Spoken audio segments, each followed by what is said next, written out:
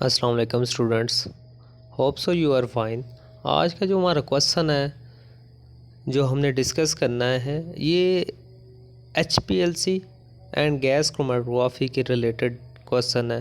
Analytical specialisation जिन्होंने रखी हुई है MSc केमिस्ट्री या BS 7-8 सेमेस्टर में जो एनालिटिकल केमिस्ट्री स्पेशल को पढ़ रहे हैं उनके लिए ये इम्पोर्टेंट क्वेश्चन है regarding HPLC high performance high pressure liquid chromatography और गैस क्रोमेटोग्राफी।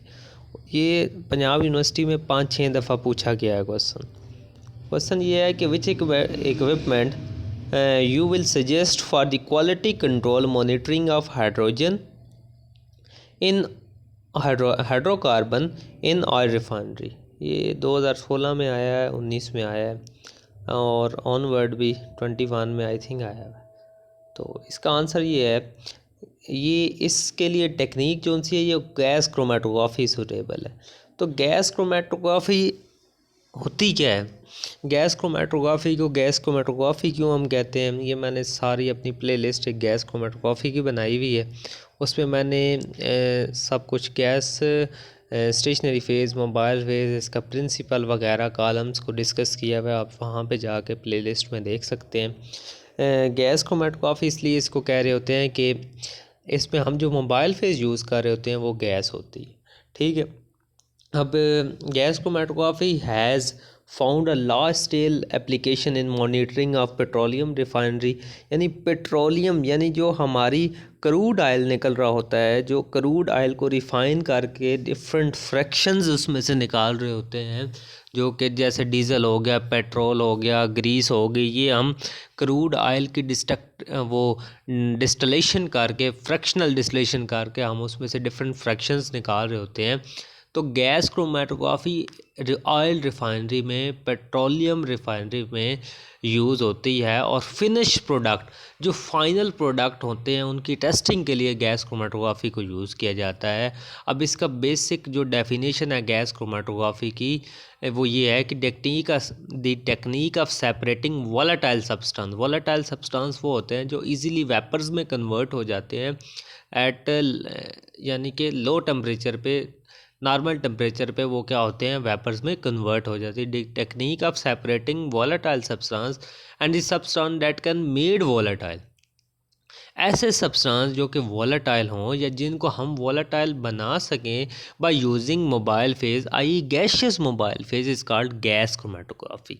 अब ऑयल रिफाइनरी में गैस क्रोमेटोग्राफी को यूज़ करने का वजह क्या है? वजह की ये है कि गैस क्रोमेटोग्राफी की फॉलोइंग एडवांटेजेस हैं। इसकी कॉलम की जो एफिशिएंसी है वो बड़ी हाई है, इसकी हाई सेंसिटिविटी है, मींस कि कोई पिको नैनो लेवल तक भी कोई पार्टिकल है तो उसको भी ये क्या कर लेता है, डिटेक्ट कर लेता है। फास्ट एनालिसिस है, ठीक है। ये क्या है, हाइफिनेटेड टेक्निक्स, इसमें आप के हाइफिनेटेड टेक्निक यानी कि आप गैस क्रोमेटोग्राफी को मैस स्पेक्ट्रोमेट्री के साथ भी क्या कर सकते हैं, कंबाइंड। हाइफिनेटेड टेक्निक्स वो होते हैं जिसमें आप डिफरेंट टेक्निक्स को कपल करते हैं, ठीक है। गैस क्रोमेटोग्राफी के आगे मैस स्पेक्ट्रोमेट्री लगा लेते हैं, ठीक है। Easy to combine with other analytical method like mass spectrometry because of these advantages of a gas chromatography. The GC has been widely used to analyze the quality control monitoring of hydrocarbon in oil refinery। अच्छा, अब example क्या है, stimulated distillation of crude oil.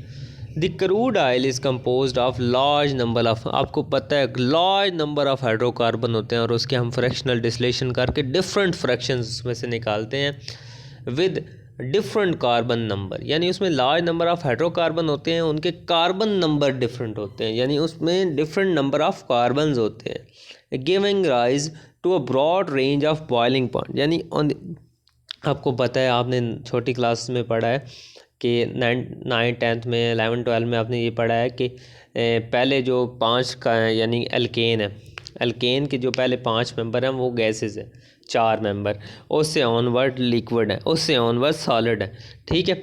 अब जो boiling point है वो onward यानी methane से प्रोपेन, ब्यूटेन, फिर पेंटेन की तरफ जब आप जाते हैं तो बॉइलिंग पॉइंट्स क्या होते हैं, बढ़ते हैं, ठीक है। The understanding of the carbon number distribution of crude oil can be helps, यानी कार्बन नंबर की जो अंडरस्टैंडिंग है वो हमें हेल्प प्रोवाइड करती है तो elevate the factor affecting the property of oil and oil product. हम उससे क्या कर सकते हैं, डिफरेंट प्रॉपर्टीज़ ऑफ ऑयल और ऑयल के प्रोडक्ट्स को क्या कर सकते हैं, स्टडी कर सकते हैं। हमें ये पता चल सकता है कि ये जो है ऑयल, ये इसमें कितने कार्बन एटम है और ये कहाँ कहाँ यूज़ हो सकता है।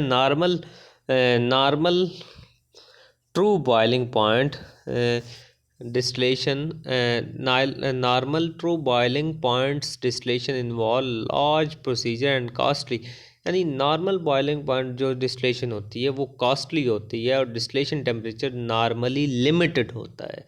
क्यों लिमिटेड होता है, क्योंकि हमारा जो हम कंपाउंड की डिस्टिलेशन करवा रहे हैं उसको डिकम्पोज ही न करवा दे। ठीक है। So GC has been used as a fast and reproductive method for stimulated distillation to analyze the, यानी कि ये बहुत ज़्यादा अच्छा मेथड है for stimulated distillation of the stimulated distillation to analyse the hydrocarbon in crude oil. अब देखो जी, high temperature GC is used, stimulated distillation method can be reach at the boiling point, कहाँ से लेकर 35 से लेकर 750 तक टेम्परेचर हम equivalent to an alkane with carbon number distribution C5 से C120 तक हम क्या कर सकते हैं, इसे डिटरमाइन कर सकते हैं। High temperature gas chromatography stimulated a short capillary column, इसमें शॉर्ट कैपिलरी कॉलम होता है और जिसमें थिन फिल्म होती है किसकी, poly dimethyl siloxane stationary phase deactivated with fuse silica can also be used. अब देखो use of high temperature gas chromatography result for a heavy oil and light oil.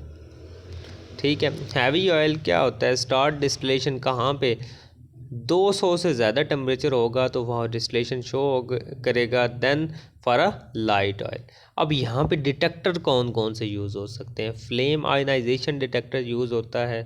ठीक है, is use for the light hydrocarbon. Light hydrocarbon का मतलब ये है कि जिसमें जिनके मोलर मैसेज, जिनके मॉलिक्यूलर मैसेज क्या होते हैं, कम होते हैं। फ्लेम फोटोमेट्रिक डिटेक्टर यूज़ होता है for organosulphur compound in steams and oil residues.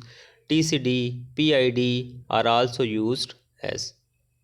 ठीक है, ये छोटा सा 5 नंबर का क्वेश्चन आता है, मोस्ट इम्पोर्टेंट क्वेश्चन है जी, ये लाजमी तैयार करें जिनकी एनालिटिकल स्पेशल है, MSc केमिस्ट्री पार्ट 2 या 7-8 सेमेस्टर जो एनालिटिकल स्पेशलाइजेशन गैस क्रोमेटोग्राफी या HPLC को पढ़ रहे हैं उसके रिलेटेड थोड़ा हट के क्वेश्चन है, सीधा सीधा क्वेश्चन नहीं है। तो थैंक यू।